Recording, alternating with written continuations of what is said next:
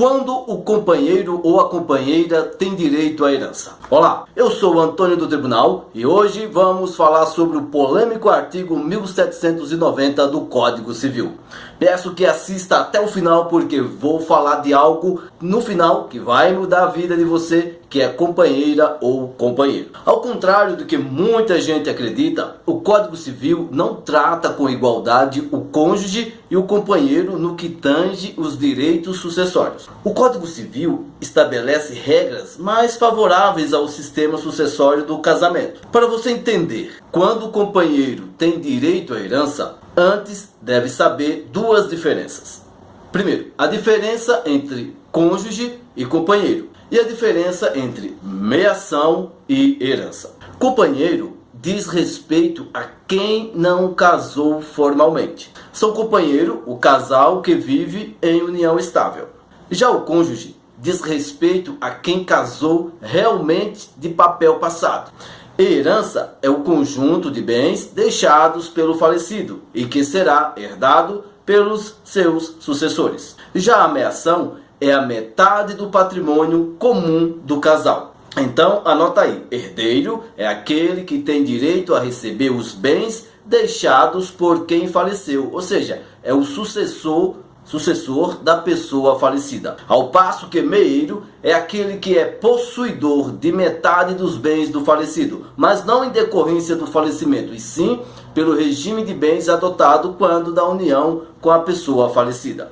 Essa meação, ou seja, esse direito a essa meação, vai depender do regime de bens adotado na constância do casamento. E no caso da união estável? No caso da união estável, essa meação irá depender do contrato de convivência, no qual os companheiros irão escolher o regime de bens que será adotado pelo casal. Se não houver esse pacto convivencial, o regime de bens adotado será o da comunhão parcial de bens. Isso serve também, gente, para a união homoafetiva, tá? Se você não sabe, no regime da união universal de bens, todo o patrimônio adquirido antes ou depois do casamento é comum do casal. Ou seja, tudo pertence aos dois. Portanto, cada um dos cônjuges tem direito a 50% do patrimônio total. A parte que cabe a cada um é aquela dita meação.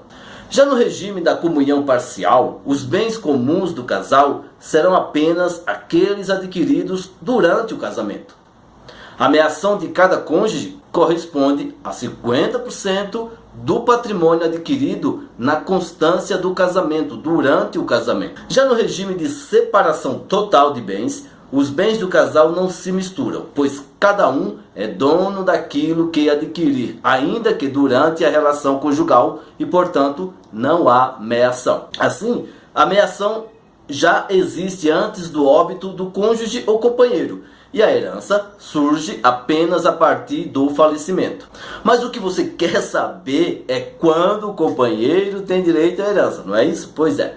Anote antes que o companheiro somente terá direito à herança sobre os bens adquiridos onerosamente na constância da relação convivencial. Sendo assim, não há direito à herança sobre os bens adquiridos durante a convivência a título gratuito, como por exemplo através de doação ou herança. Sobre os bens adquiridos onerosamente na vigência da união, o companheiro tem também direito à meação, salvo se escolhido o regime de separação de bens naquele contrato convivencial. Por exemplo, se o companheiro possuía um carro antes de estabelecer a relação e durante a convivência adquiriu uma casa e um terreno, se ele vier a falecer antes da companheira, essa companheira que teve a sorte de ficar viva terá direito à meação sobre a casa e o terreno, ou seja, metade é dela.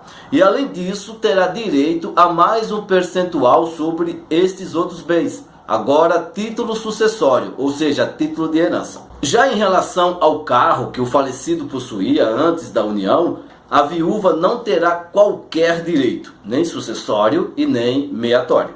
Vejamos o que diz o artigo 1790 do Código Civil. A companheira ou companheiro participará da sucessão do outro. Aqui diz, quando se fala em sucessão, aqui quer dizer herança, não confunda com meação. O código está falando em herança, tá? Deixa a meação um pouco de lado. Vamos continuar. Novamente, a companheira ou companheiro participará da sucessão do outro, né? Sucessão do outro. Repetindo, a companheira ou companheiro participará da sucessão do outro quanto aos bens adquiridos onerosamente na vigência da união estável, nas condições seguintes. Primeiro, se concorrer com filhos comuns, terá direito a uma cota equivalente a que, por lei, for atribuída ao filho. 2. Se concorrer com descendentes só do autor da herança, tocar-lhe-á a metade do que couber a cada um deles. 3. Se concorrer com outros parentes sucessíveis, terá direito a um terço da herança. E 4. Não havendo parentes sucessíveis, terá direito à totalidade da herança. Olha que legal. Mas vamos ver isso de outra forma mais facilitada.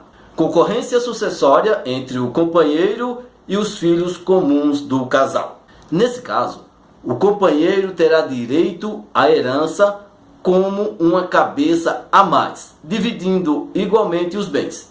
Por exemplo, se o falecido deixou a viúva e mais 2 filhos, que também são dela, os bens adquiridos durante a convivência serão divididos por 3. Se deixou 3 filhos, a divisão será por 4 partes, e assim sucessivamente. Não se esqueça que o direito do companheiro à herança é somente sobre os bens adquiridos onerosamente na constância da relação. Os bens particulares adquiridos antes da relação ou durante a união, mas de forma gratuita, serão destinados exclusivamente aos filhos. Vejamos agora a concorrência sucessória entre o companheiro e os filhos apenas do falecido. Se o falecido deixou filhos somente seus, decorrentes de outros relacionamentos, o direito sucessório na união estável sofre significativa alteração. Nessa hipótese, deixando filhos que não são da viúva, o direito à herança da companheira corresponderá à metade da cota que couber a cada um dos filhos. Por exemplo, se o falecido deixou um filho que não era de sua companheira, ela fará jus a 1/3, ou seja, 33% dos bens adquiridos onerosamente na constância da relação, enquanto o filho terá 2/3, ou seja, mais ou menos 66%. E se o falecido deixou 2 filhos exclusivamente seus, a companheira terá 1/5, ou seja, 20% dos bens adquiridos onerosamente. E cada um dos filhos terá 2/5, ou seja, 40%. Veja que nesse caso, cada filho terá 2 vezes a cota que couber ao companheiro ou à companheira. E se o falecido não deixar filhos? Então, se o falecido não deixar filhos, a companheira também concorrerá na herança transmitida com os demais parentes sucessíveis. E quem são esses parentes sucessíveis? Olha, nos termos do artigo 1829 do Código Civil, são em ordem preferencial os netos e os bisnetos, depois os pais e os avós, além dos irmãos, tios e sobrinhos, avós e netos. Veja só, nessa hipótese, a companheira fará jus a 1/3 do patrimônio transmitido, ou seja, aqueles bens adquiridos onerosamente na constância da relação de companheirismo, a companheira só vai ter direito a 1/3. O resto vai para aqueles parentes que às vezes o camarada nem conhece. Complicado, né? E os bens adquiridos antes da relação e os adquiridos gratuitamente na sua constância caberão, adivinha a quem? Caberão esses bens com exclusividade aos parentes. Olha, o companheiro e a companheira vai ser excluído desses patrimônios adquiridos anteriormente ou adquirido durante a relação, mas de forma gratuita. No casamento, não havendo descendentes ou ascendentes, o cônjuge herda todo o patrimônio sozinho, inclusive os bens particulares. Não havendo qualquer parente sucessível, descendentes, ascendentes e colaterais até o 4º grau, né?